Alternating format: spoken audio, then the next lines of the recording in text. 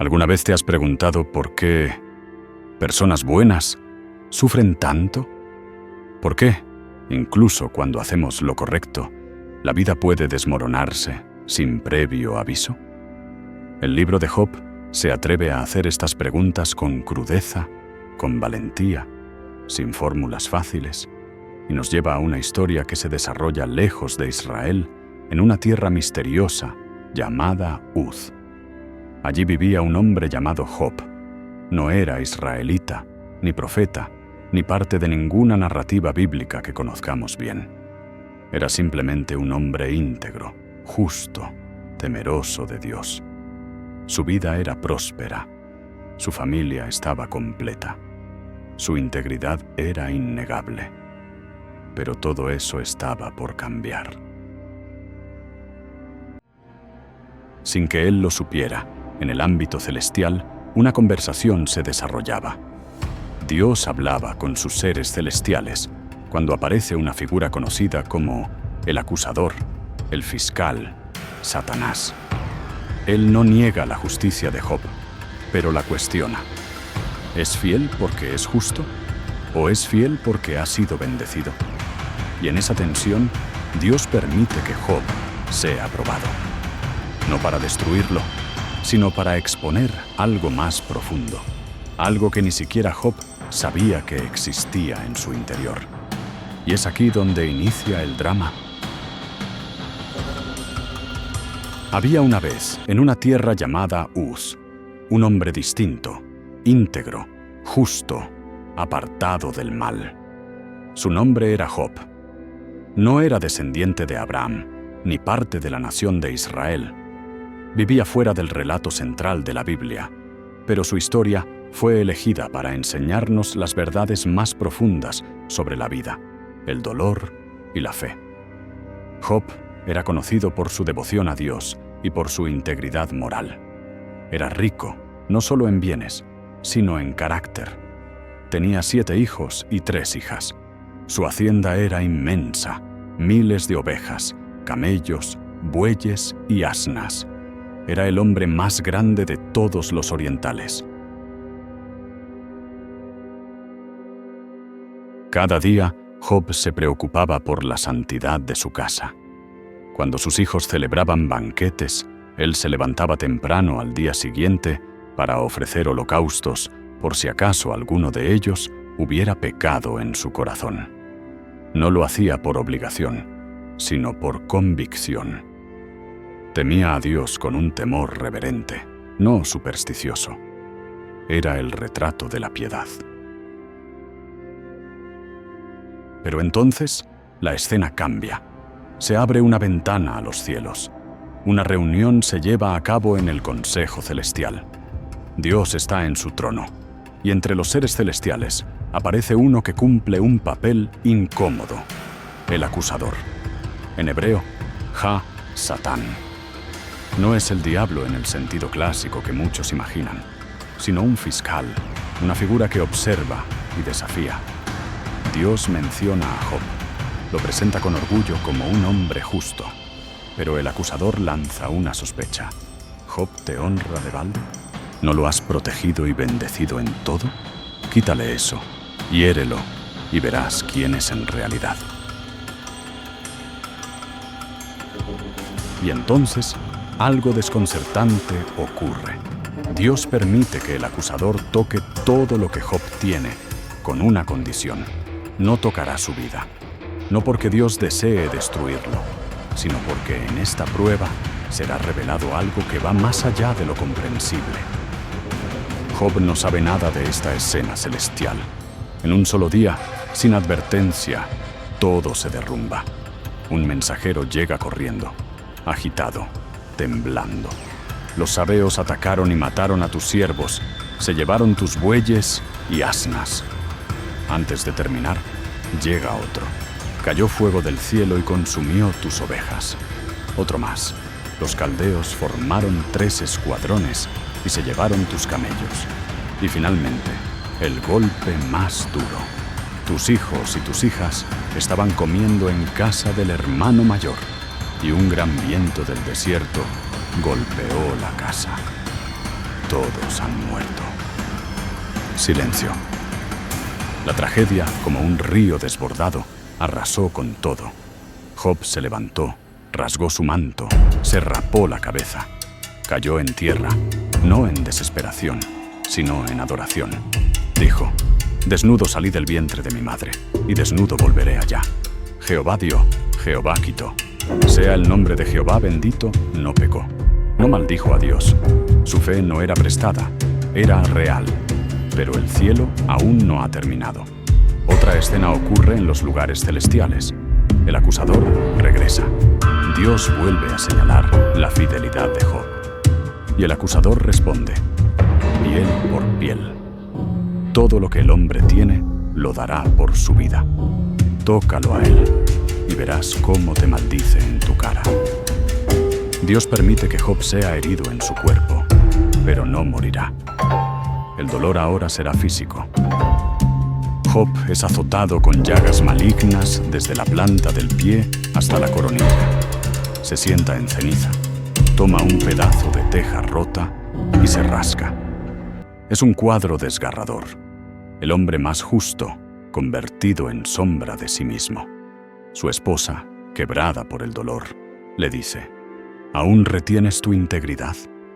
Maldice a Dios y muérete. Pero Job, aún en la oscuridad, le responde: ¿recibiremos de Dios el bien y no el mal? En todo esto, Job no pecó con sus labios. Pasaron los días, y el polvo seguía suspendido en el aire, como si el tiempo se negara a avanzar. Las noticias de la tragedia de Job corrían como viento entre las aldeas cercanas.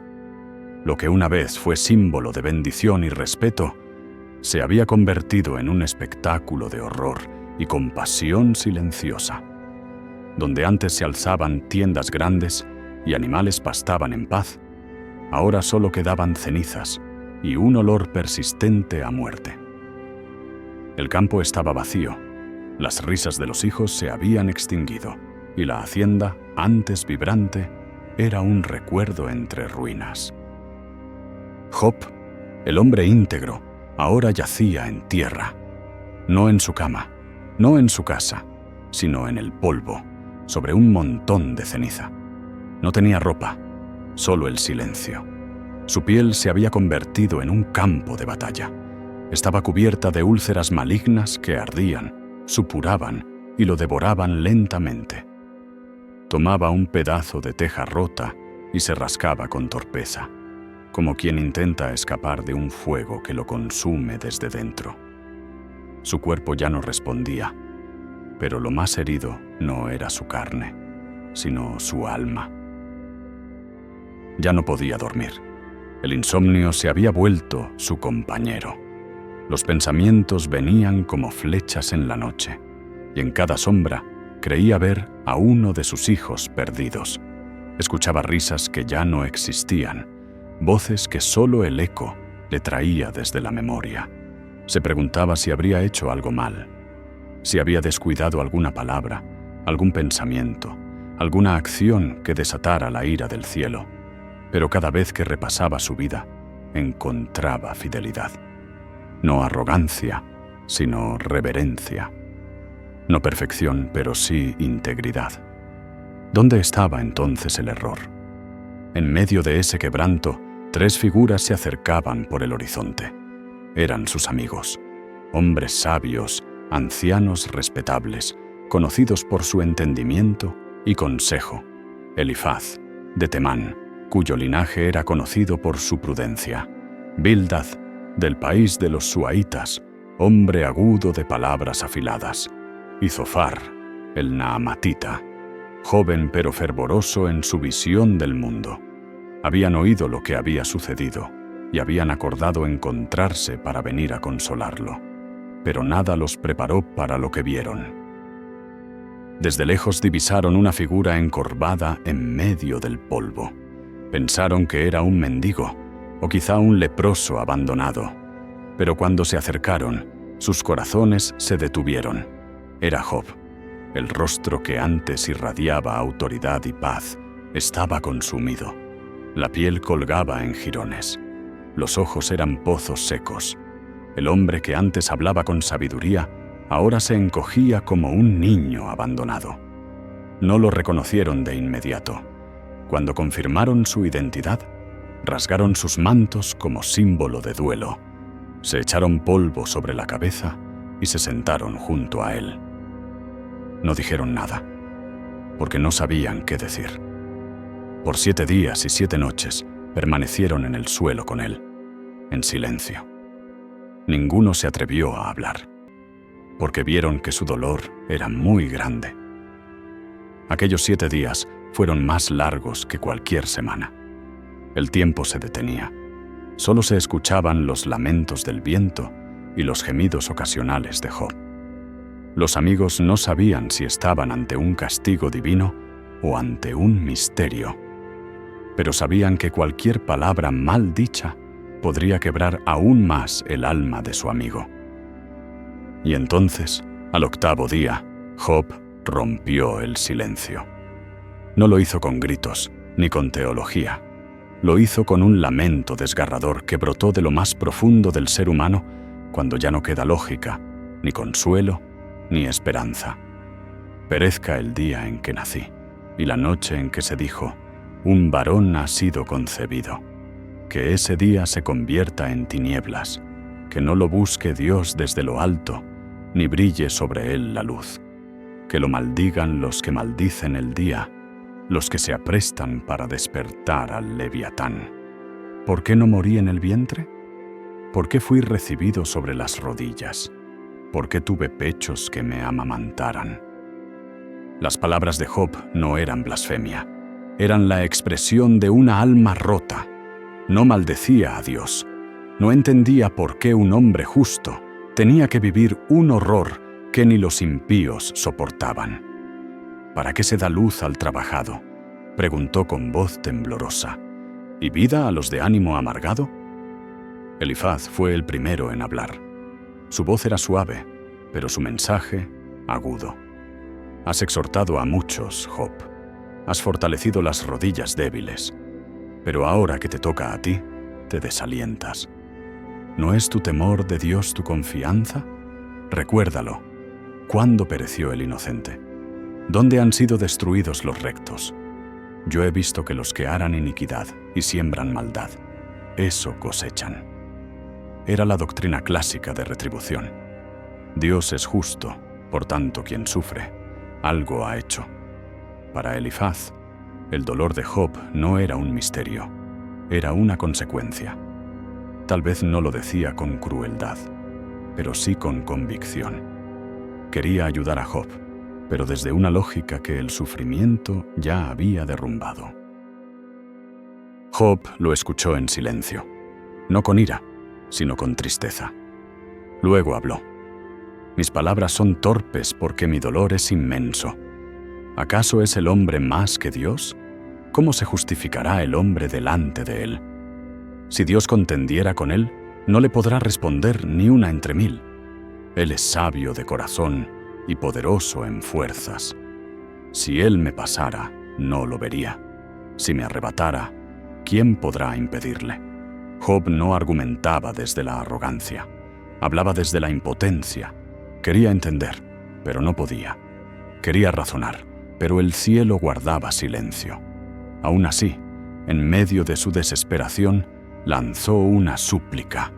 Ojalá hubiera entre nosotros un árbitro que pusiera su mano sobre ambos, sobre mí y sobre él. Bildad fue más directo. Si tus hijos murieron, fue porque pecaron. Si tú eres limpio, Dios te restaurará. ¿Acaso tu juicio es más justo que el de Dios? No olvides que Él no desecha al perfecto, ni toma por inocente al impío. Job sintió que cada palabra era un golpe en el pecho. No solo debía soportar el dolor de su pérdida, sino también la sospecha de sus amigos. Pero no cedió. Respondió con palabras entrecortadas. Ciertamente, vosotros sois el pueblo, y con vosotros morirá la sabiduría. Mas yo tengo inteligencia como vosotros, también tengo corazón, ¿Por qué se burlan de mí? Dios ha hecho esto. Él me ha quebrantado. Sus flechas están dentro de mí. El terror de Dios combate contra mí. Entonces habló Zofar, con menos paciencia y más juicio. Tú dices que eres puro ante Dios, pero ojalá hablara Dios, porque entonces sabrías que Él te ha castigado menos de lo que mereces. Si tú apartas la iniquidad de tu mano, si elevas tu corazón a Él, serás exaltado. Job no soportó más. Se levantó, temblando por el dolor de su cuerpo, y gritó: «Vosotros sois forjadores de mentiras, médicos inútiles todos vosotros. Si al menos guardarais silencio, eso sería vuestra sabiduría. ¿Acaso hablaréis iniquidad por Dios? ¿Contenderéis por Él con falsedad?» Su queja ya no era solo por su dolor, sino por la injusticia de las palabras que intentaban explicarlo. Entonces, Job lanzó un clamor que quedó grabado para siempre. «Yo sé que mi Redentor vive y que al final se levantará sobre el polvo. Y aun cuando mi piel esté deshecha, en mi carne he de ver a Dios, a quien veré por mí mismo, y mis ojos lo verán, y no otro, aunque mi corazón desfallece dentro de mí». En medio del dolor, Job mantenía una esperanza. No entendía el sufrimiento, pero intuía que no era el final. Aunque sus amigos lo acusaban, aunque el cielo parecía lejano, aunque su carne se deshacía, él sabía que un día, de alguna forma inexplicable, se encontraría cara a cara con su Creador. Y así, el debate continuó, palabra tras palabra, discurso tras discurso. Los amigos insistían en que Dios era justo y que el dolor solo podía tener una explicación moral. Job, por su parte, no negaba la justicia de Dios, pero no aceptaba una respuesta tan simple. Su vida, su conducta, su conciencia, todo testificaba en su favor. Pero lo más asombroso es que, en toda su lucha, Job nunca dejó de hablar con Dios. No habló solo de Dios, sino que a veces le habló directamente. Lo buscó, lo desafió, lo interrogó, lo anheló. Porque su fe no era frágil. Era una fe herida, pero viva. Una fe que no se conformaba con fórmulas, sino que deseaba verdad. Y mientras los hombres hablaban, el cielo callaba. Pero algo se estaba gestando, porque el clamor sincero de un hombre justo nunca queda sin respuesta. Y aunque Job no lo sabía, el Creador estaba más cerca de lo que imaginaba. El polvo no se asentaba. Cada palabra que se decía entre Job y sus amigos levantaba más dudas, más dolor, más heridas. Las noches seguían siendo eternas, sin descanso. Job se movía poco. Cada intento de acomodarse era un nuevo latigazo de ardor sobre su piel enferma. La fiebre le robaba la noción del tiempo. A veces, entre sueños, creía ver a sus hijos entrando por la puerta, pero solo eran sombras que su mente evocaba, como quien anhela lo perdido con desesperación. Su alma vivía entre dos mundos, uno en ruinas y otro donde esperaba una explicación. El ciclo de discursos continuaba. Una y otra vez, los tres amigos tomaban la palabra, y cada vez Job respondía con el corazón aún más desgarrado. No porque sus argumentos se debilitaran, sino porque su dolor ya era una tormenta sin tregua. Elifaz volvía con su visión celestial de los sueños nocturnos. Hablaba de la grandeza de Dios, de lo pequeño que es el hombre, de la imposibilidad de ser puro ante él. Decía: «He visto el necio echar raíces, pero de pronto su morada fue maldita». Era su forma de advertir, sin decirlo directamente, que tal vez Job no era tan justo como creía. Bildad se volvía más duro con cada réplica. Si fueras puro, Dios te restauraría. Así como la luz no habita con las tinieblas, el Todopoderoso no convive con la maldad. Sus palabras eran ecos de tradiciones antiguas, de sabiduría aprendida y repetida, generación tras generación. Pero en su tono no había compasión, sino juicio. Zofar, impetuoso, insistía con severidad. Oh, si Dios hablara, te haría saber que tu maldad es más grande de lo que crees. Para él, el sufrimiento era la voz de Dios que acusaba. Su mensaje no dejaba lugar para el misterio. Si Job sufría, era porque Dios así lo dictaba con justicia. Pero Job no se rendía. En medio del polvo, con voz quebrada y respiración cortada, seguía clamando. No defendía su perfección, no se justificaba con arrogancia. Solo quería entender. ¿Por qué me diste vida si solo era para llevarme al polvo?, preguntaba al cielo. ¿Acaso no me observabas desde el vientre? ¿No me vestiste de piel y carne? ¿No me concediste tus cuidados? ¿Y ahora me vigilas buscando mi pecado como quien acecha al enemigo? Su alma ya no solo pedía justicia, pedía presencia. No quería teoría, quería a Dios. Deseaba respuestas, pero más aún, deseaba que Dios lo escuchara, que lo mirara, que le hablara. Hazme saber mi culpa, suplicaba. Si he pecado, dime en qué. ¿Por qué me tomaste por blanco? ¿Por qué pones tu mirada sobre mí como quien acecha a una presa? Job no se contentaba con las respuestas de los hombres. Aunque lo juzgaran, aunque lo condenaran, él sabía que algo en su interior no estaba equivocado. No pretendía ser más justo que Dios, pero no aceptaba ser acusado sin defensa. Su alma se había vuelto tribunal, y el juicio estaba en marcha. Pero el juez parecía no estar presente. Solo la defensa hablaba. Solo la angustia testificaba. En sus palabras, Job dejó ver su anhelo más profundo. No pedía riquezas, ni sanidad, ni siquiera consuelo. Pedía a Dios. Oh, ¿quién me diera encontrarlo? Iría hasta su trono, expondría mi causa delante de él, llenaría mi boca de argumentos, contendería conmigo con grandeza de poder. No, él me prestaría atención. Pero ese encuentro no llegaba. El cielo seguía en silencio, y el silencio dolía más que las palabras de sus amigos, dolía más que la fiebre, más que la pérdida, porque cuando todo lo demás falta, aún queda la esperanza de la voz de Dios. Pero cuando hasta esa esperanza se desvanece, lo único que queda es una fe suspendida en el vacío. Entonces, una nueva voz se levantó. No era una de las conocidas. No era la de un sabio anciano, ni la de un consejero curtido por los años. Era Eliú, el más joven. Había estado allí todo el tiempo, escuchando. No había hablado antes por respeto, pero su corazón ya no podía callar. Su pecho ardía por dentro. Su indignación era doble. Contra Job, por justificarse más que a Dios, y contra los amigos, por no haber logrado responder con sabiduría. Eliú comenzó con humildad, pero con firmeza. Yo soy joven y vosotros muy ancianos, por eso tuve miedo y temí declarar mi opinión. Pensé, los días hablarán, y la muchedumbre de años declarará sabiduría. Pero el espíritu hay en el hombre, y el soplo del Omnipotente le hace entendido.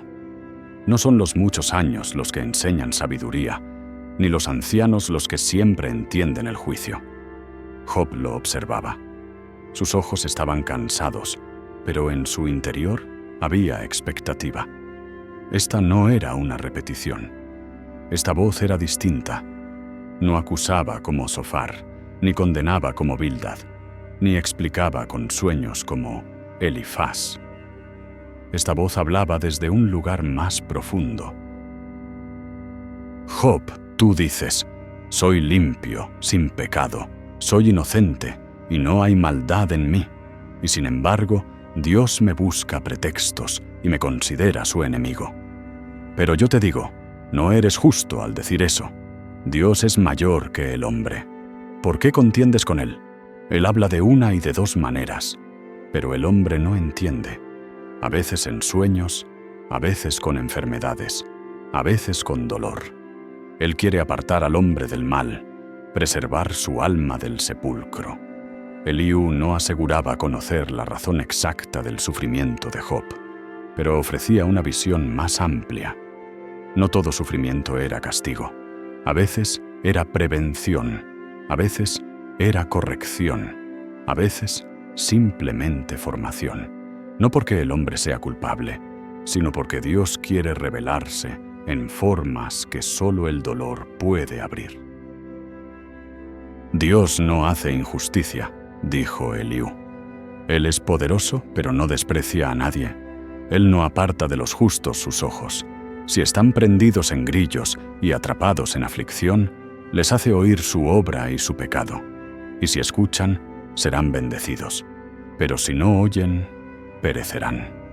Job no respondió, no porque estuviera vencido, sino porque algo en las palabras de Eliú tocaba otra cuerda. Era una perspectiva nueva, no la explicación definitiva, pero sí un rayo de luz en el túnel. Eliú siguió hablando, no con arrogancia, sino con pasión. Escucha esto, Job. Detente y considera las maravillas de Dios. ¿Sabes tú cómo Dios las pone en orden? ¿Sabes cómo hace brillar la luz de su nube? Él es grande, más de lo que podemos entender. Él extiende los cielos con sus manos. Él equilibra las nubes sobre la tierra. Él ordena la lluvia y el trueno. Él enseña al hombre por medio del relámpago. ¿Quién como Él?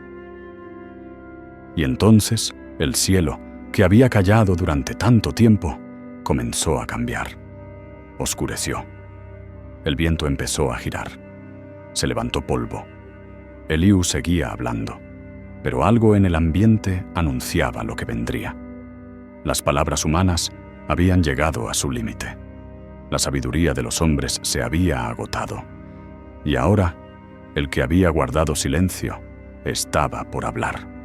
Job no lo sabía, pero su clamor había sido oído, y el Dios que parecía ausente estaba más cerca que nunca. Y entonces ocurrió lo inesperado. El cielo, que durante tanto tiempo había permanecido en un silencio impenetrable, comenzó a estremecerse. Las palabras de los hombres se apagaron. Incluso Eliú, cuya voz había sido firme y apasionada, se quedó quieto, porque algo se avecinaba. El viento cambió de dirección. Primero una brisa leve, luego una ráfaga impetuosa. Las hojas de los árboles temblaron, la tierra crujió. El sol, que hasta entonces se filtraba entre las nubes, se ocultó repentinamente. Y una gran nube se arremolinó sobre Uz. Un torbellino descendía, no como un simple fenómeno natural, sino como una manifestación sagrada. Y desde ese torbellino habló Dios. No fue un susurro, no fue una impresión del alma, fue voz, fue presencia, fue temblor, fue fuego sin consumir. Job, que había deseado durante tanto tiempo una audiencia con el Altísimo, cayó al suelo. Ya no habló, ya no preguntó, porque el que habla desde el torbellino no es un igual. No es uno a quien se le pueda exigir cuentas, es el Creador. Y dijo, ¿quién es este que oscurece el consejo con palabras sin conocimiento? Ciñe ahora tus lomos como un varón. Yo te preguntaré, y tú me responderás. Job no respiró. Las palabras de Dios no eran gritos, pero llevaban el peso de los cielos. No estaban llenas de ira, sino de autoridad.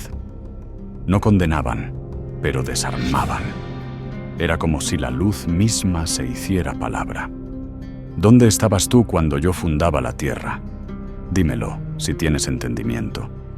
¿Quién ordenó sus medidas, si lo sabes? ¿Quién extendió sobre ella cordel? ¿Sobre qué están fundadas sus bases? ¿Quién puso su piedra angular cuando cantaban juntas las estrellas del alba y todos los hijos de Dios gritaban de alegría? Job temblaba. Sus preguntas humanas se deshacían como humo ante esa voz. Dios continuó, no para humillarlo, sino para mostrarle la inmensidad de lo que ignoraba. ¿Has mandado tú a la mañana en tus días? ¿Has hecho conocer al alba su lugar? ¿Has penetrado tú hasta las fuentes del mar? ¿Has andado escudriñando el abismo? ¿Te han sido descubiertas las puertas de la muerte? ¿Has visto las puertas de la sombra de muerte?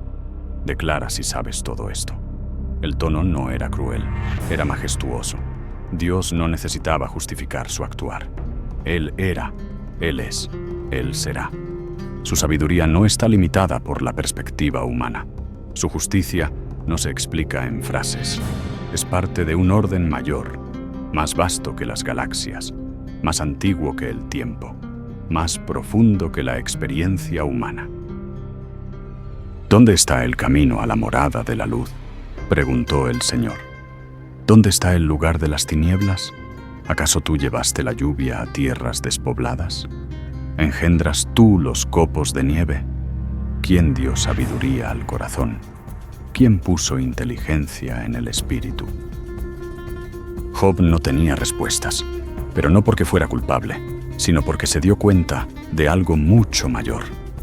No era Dios quien estaba a prueba. Era él quien necesitaba ver. No respuestas, sino visión. La voz continuó. Dios comenzó a describir el mundo con la mirada de un creador que lo ama y lo sostiene segundo a segundo.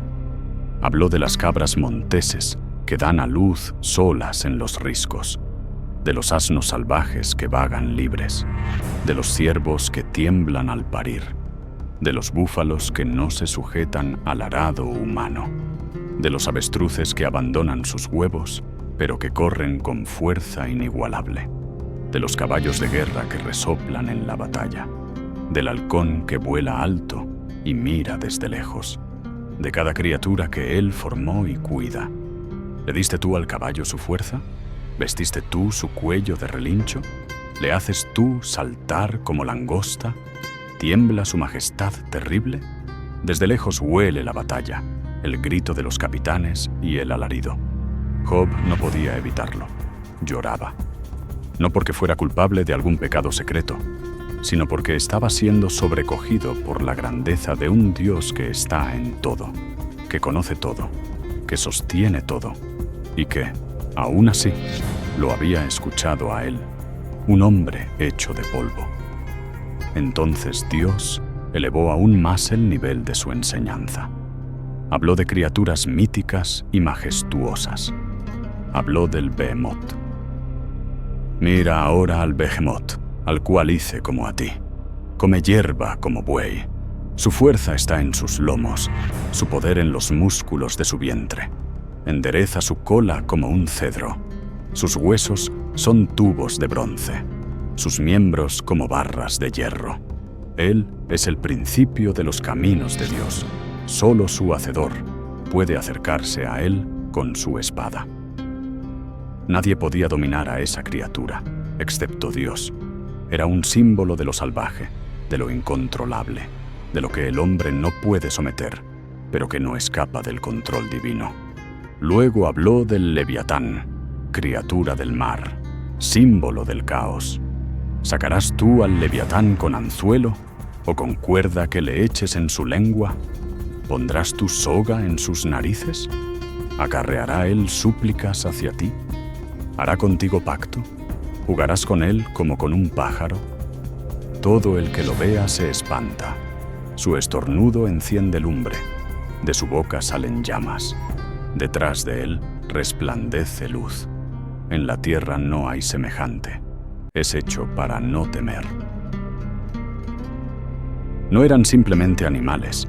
Eran imágenes del mundo creado, bello, poderoso, salvaje, indomable. Dios no lo hizo todo cómodo, pero sí con propósito. Hay orden en lo que parece caos. Hay sabiduría en lo que para el hombre es desconcierto.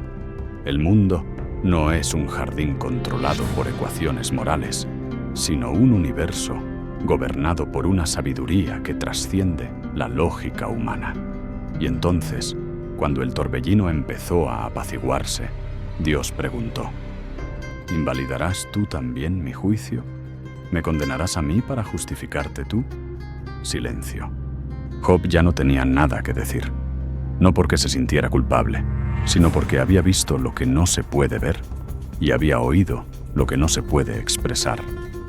Y finalmente, habló, no como antes, con quejas o reclamos, sino con reverencia, con humildad, con quebranto.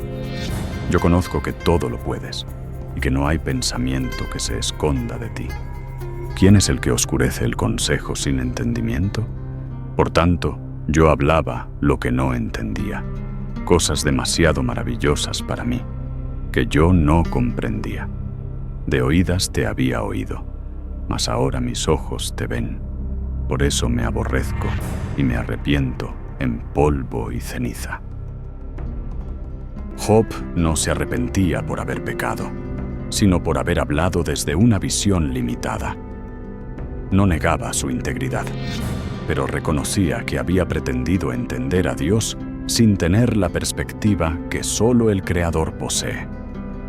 Había querido juzgar el mundo desde el dolor, y aunque sus heridas seguían abiertas, su alma había sido sanada por la revelación.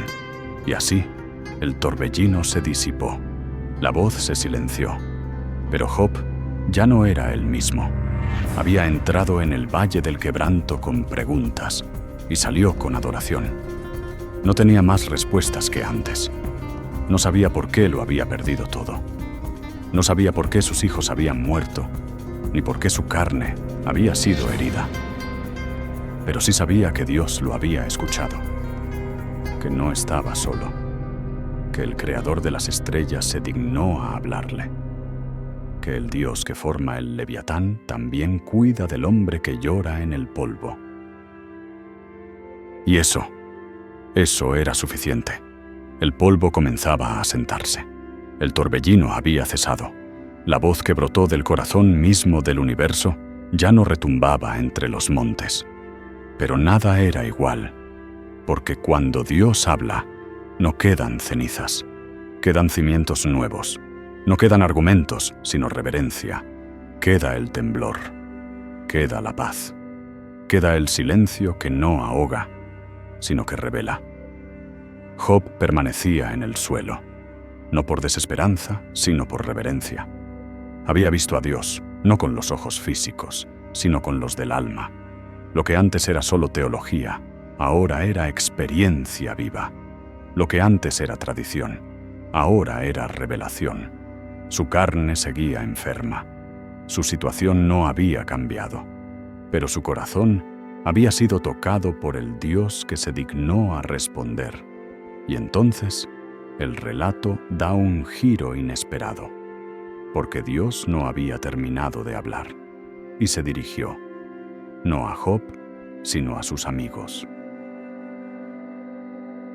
Elifaz, Bildad y Zofar, los sabios, los que habían venido a consolar, los que durante días hablaron en nombre de la justicia, fueron interpelados directamente por el Altísimo. Dijo el Señor a Elifaz: mi ira se ha encendido contra ti y contra tus dos amigos, porque no habéis hablado de mí lo recto, como mi siervo Job. El silencio cayó como una piedra en el corazón de los tres.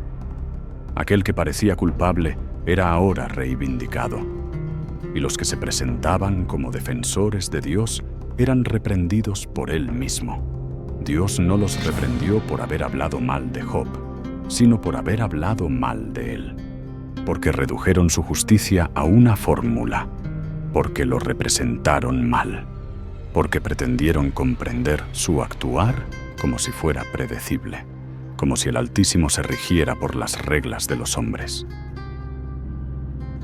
Dios no alabó el sufrimiento de Job, no celebró su dolor, pero sí honró su sinceridad, su honestidad, su clamor genuino, porque mientras los amigos hablaban acerca de Dios, Job hablaba con Dios, y eso hizo toda la diferencia. Entonces el Señor dio una orden, una que revelaba su misericordia, pero también su justicia. Tomad pues 7 becerros y 7 carneros, e id a mi siervo Job, y ofreced holocausto por vosotros, y mi siervo Job orará por vosotros, porque a él atenderé, para no trataros conforme a vuestra necedad.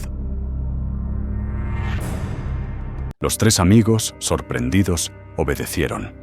Llevaron los sacrificios. Caminaron hasta Job, no como jueces, sino como penitentes. Aquel a quien habían acusado debía ahora interceder por ellos. Aquel a quien trataron como culpable se convertiría en el canal de su perdón. Y Job, que había sufrido la herida de sus palabras, no se negó. Oró por ellos. No guardó rencor, porque quien ha visto a Dios no puede seguir aferrado al juicio humano. Quien ha sido perdonado no puede negar el perdón. Y entonces, en un gesto silencioso, sin anuncio, sin alarde, Dios restauró a Job. Pero no solo restauró lo material, restauró su honra, restauró su alma, restauró su historia, porque no se trata solo de lo que Job tenía, sino de lo que representaba. Un hombre íntegro, probado en el fuego, que no negó su fe, aunque la sostuvo entre cenizas. La Escritura dice que el Señor quitó la aflicción de Job cuando él hubo orado por sus amigos. No antes, no cuando reclamó, no cuando se defendió, sino cuando perdonó, cuando intercedió por aquellos que lo habían herido. Y el Señor le dio el doble de todo lo que antes tenía. Vinieron a él todos sus hermanos, hermanas y conocidos. Comieron con él en su casa, se condoleron de él, lo consolaron. Cada uno le dio una moneda de plata y un anillo de oro. Y el Señor bendijo el postrer estado de Job más que el primero. Tuvo 14,000 ovejas, 6,000 camellos, 1,000 yuntas de bueyes y 1,000 asnas. Pero más allá de lo material, tuvo de nuevo hijos e hijas, 7 hijos y 3 hijas. Y lo sorprendente es que la Escritura nombra solo a las hijas, Jemaima, Sesia y Keren-Hapuk, y dice que no había mujeres tan hermosas como ellas en toda la tierra. Job les dio herencia junto con sus hermanos, algo inusual en su época. Esto no era solo restauración, era honra, era justicia divina no basada en fórmulas, sino en gracia. No era una recompensa, sino un regalo, porque la historia de Job no termina con una conclusión lógica, sino con un acto de generosidad celestial. Y Job vivió después de esto 140 años. Vio a sus hijos y a los hijos de sus hijos hasta la 4ª generación. Y murió viejo y lleno de días. Pero la historia, en su esencia, no se trata de la restauración, ni siquiera del dolor. Se trata de la relación. Job nos enseña que Dios puede soportar nuestras preguntas, que no es frágil ante nuestras dudas, que no se ofende por nuestra desesperación. Lo que Él aborrece no es la queja sincera, sino la arrogancia disfrazada de teología, el orgullo que presume comprender los caminos del Eterno. Dios honra al que lo busca, aun cuando lo hace entre gritos y lágrimas, al que lucha con Él, al que no lo abandona en la noche, al que se atreve a hablarle, no solo de Él. La historia de Job no es una receta para el sufrimiento, es un espejo para el alma. Nos confronta con el misterio de la vida, con la realidad de un mundo donde lo bueno y lo malo no siempre tienen explicaciones fáciles, donde los justos pueden sufrir y los impíos prosperar, donde la justicia de Dios no se mide en recompensas inmediatas, sino en la profundidad de su presencia. Job no recibió todas las respuestas, pero vio a Dios, y eso fue suficiente. El mensaje no es, si sufres, espera la bendición. El mensaje es, si sufres, no estás solo. Dios ve, Dios escucha, Dios habla, y cuando Él decide hablar, sus palabras no siempre explican. A veces solo nos muestran, nos revelan el universo, nos muestran al Behemoth y al Leviatán. nos confrontan con el orden de la creación, con la pequeñez del hombre y la grandeza del Creador. Y en esa revelación entendemos que nuestra fe no necesita respuestas, sino visión. De oídas habíamos oído, pero ahora, al final de todo, nuestros ojos lo ven. Y esa visión, esa presencia, esa voz desde el torbellino, transforma todo. El polvo volvió a la tierra. Las cenizas se disiparon con el tiempo. Las lágrimas, aunque no olvidadas, ya no caían con la misma frecuencia. Job vivió, y en su vivir, guardó la memoria de lo que fue, no como una herida abierta, sino como una cicatriz sagrada. Porque hay marcas que no se borran, pero que ya no sangran. Marcas que se vuelven testigos de que el alma fue quebrada, pero no destruida. Y Job, más que restaurado, fue transformado. Nadie puede ver a Dios y seguir siendo el mismo. Los años pasaron, su hacienda prosperó, sus hijos crecieron, sus hijas florecieron, los campos volvieron a dar fruto. Pero en el corazón de Job quedó un altar invisible, no de piedra ni de fuego, un altar hecho de preguntas respondidas por la presencia, de palabras selladas con silencio, de lágrimas que Dios recogió una por una, y cada vez que miraba el rostro de uno de sus hijos, cada vez que oía reír a sus nietos, cada vez que la brisa acariciaba su rostro al amanecer, recordaba, no el dolor, sino la fidelidad de aquel que no lo abandonó, no en la riqueza, no en la pérdida, no en el silencio, ni en el torbellino. La historia de Job, entonces, no es solo para los que sufren, es también para los que creen saber, para los que han encerrado a Dios en doctrinas simples, en esquemas cómodos, en ideas domesticadas. La historia de Job derrumba el orgullo religioso, pulveriza la teología arrogante y exalta la humildad de aquel que se atreve a hablarle a Dios desde la sinceridad. Porque Job fue aprobado, no por tener razón, sino por buscar la verdad. No por su rectitud exterior, sino por su honestidad interior. Por decirle a Dios lo que realmente sentía, sin filtros. Por no fingir fe cuando su alma estaba rota. Por seguir orando, aún sin respuestas. Y Dios, en su misericordia, se reveló. No para explicar, sino para acompañar. No para justificar sus caminos, sino para mostrarse a sí mismo. Y ese es el mayor regalo, porque no hay consuelo más profundo que la presencia del Creador. No hay respuesta más poderosa que su voz. No hay sanidad más duradera que la que viene del cielo cuando todo lo demás ha fallado. Job representa a todos nosotros cuando la vida se quiebra, cuando lo que amamos se pierde, cuando lo que construimos se derrumba, cuando el dolor llega sin invitación, cuando el cielo parece de bronce y la oración se estrella contra las paredes del alma. Pero Job también representa lo que ocurre cuando, en vez de rendirnos, decidimos clamar, cuando, en vez de escondernos, elegimos presentarnos ante Dios tal como estamos, sin máscaras, sin fórmulas, sin religiosidad vacía, solo un alma desnuda buscando al Eterno. Y en ese clamor sincero, Dios se encuentra.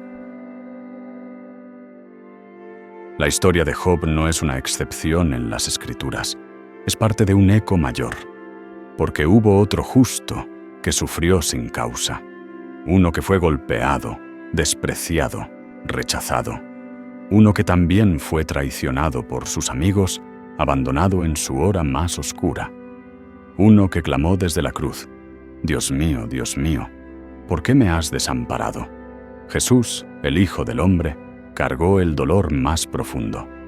Él es el verdadero inocente que sufrió sin culpa, no por una prueba, sino por redención. El único que puede decir, yo fui Job, pero también fui el sacrificio. Él no solo entiende el dolor, lo habitó, lo venció. Y por eso, en Cristo, la historia de Job cobra aún más sentido. Porque si el más justo de todos pudo ser traspasado por el dolor y glorificado después, entonces hay esperanza para cada uno de nosotros. No porque sufriremos menos, sino porque no sufrimos solos, porque hay un Salvador que se hizo hombre, que vivió entre nosotros, que conoció el llanto, la pérdida, el abandono, y que nos promete su presencia en cada valle. La historia de Job no termina con la restauración de sus bienes, termina con un alma que ha visto a Dios, con un hombre que ya no necesita explicaciones, porque ha conocido al autor de todas las cosas, y ahora, siglos después, su voz sigue viva. Nos habla desde las páginas sagradas, no para ofrecernos respuestas simples, sino para hacernos una invitación. Cuando todo falle, busca a Dios. Cuando el mundo no tenga sentido, clama. Cuando el dolor parezca insoportable, permanece. Cuando las palabras te falten, adora. Porque el Dios que habló desde el torbellino, el Dios que puso su mano sobre las constelaciones, el Dios que formó al Behemoth y al Leviatán, también te ve. Él no siempre explica, pero siempre acompaña. No siempre responde con lo que pedimos, pero nunca calla para siempre. Su sabiduría es mayor que nuestra lógica. Su justicia es más profunda que nuestra comprensión, y su amor más vasto que el universo. Por eso, al final de todo, la mayor enseñanza del libro de Job no es cómo evitar el sufrimiento, sino cómo caminar con Dios a través de él. Cómo permanecer fiel cuando todo lo demás se derrumba. Cómo rendirse, no por derrota, sino por adoración. Y como Job, también nosotros, después del fuego, podremos decir: de oídas te había oído, mas ahora mis ojos te ven. Y cuando lo veamos, todo habrá valido la pena.